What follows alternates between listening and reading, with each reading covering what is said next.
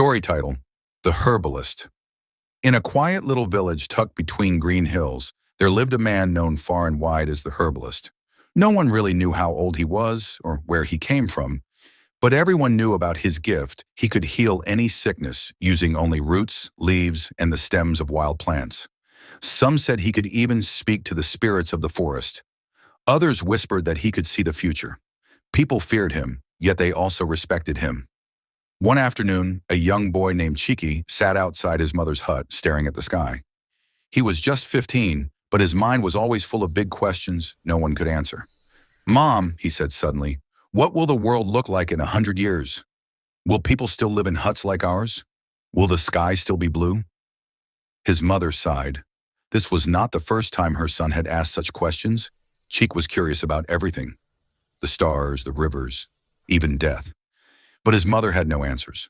Finally, one day she said, "Since your questions are too deep for me, we will go and see the herbalist. Perhaps he can tell you what your future holds." The next morning, they walked to the edge of the village where the herbalist lived. His compound was surrounded by tall trees and strange herbs hanging from ropes. When they arrived, the man was already outside, waiting as if he had known they were coming. "I knew you would come today," he said with a calm smile. The mother explained why they had come: her son's endless curiosity about the future. The herbalist listened quietly, nodding slowly. Then, without another word, he began to chant softly, his eyes half closed. He placed 2 clay pots on the ground, one black, one white, and turned to the boy. "Chike," he said, "these are the pots of destiny. In my hand is an earthworm, small but full of life. If it enters the white pot, your future will be bright and full of success. But if it enters the black pot, your life will be filled with failure and sorrow."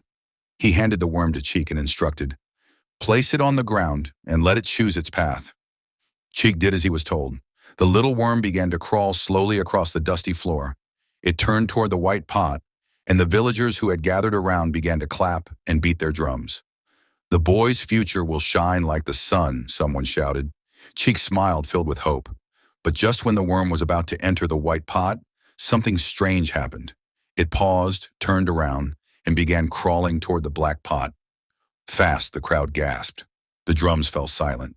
Cheek's smile vanished. He watched helplessly as the worm drew closer and closer to the black pot. "No," he whispered. When the worm was just a few inches away, frustration and fear took over. In a sudden burst of anger, Cheeky grabbed the worm, crushed it in his palm, and threw it into the white pot. Moments later, the herbalist returned, holding a calabash in his hand. He looked at the pot and then at Cheek. "So," he said softly, "tell me what happened while I was away." Cheek hesitated, but then confessed everything. The old man smiled knowingly. "I was watching you from inside," he said. "I wanted to see whether you would sit and do nothing while your future slipped away." He walked closer and placed a hand on Cheek's shoulder. "My son," he said gently, "your future is not written in any pot, black or white. It is written by your actions. If you fold your arms and do nothing when life turns against you, you will fail. But if you take control, fight and act, you can change your destiny." He looked deep into the boy's eyes. "Remember this, Chaika. Your future is in your hands." The boy nodded slowly. He would never forget that day. The day he learned that destiny wasn't something to wait for. It was something to create.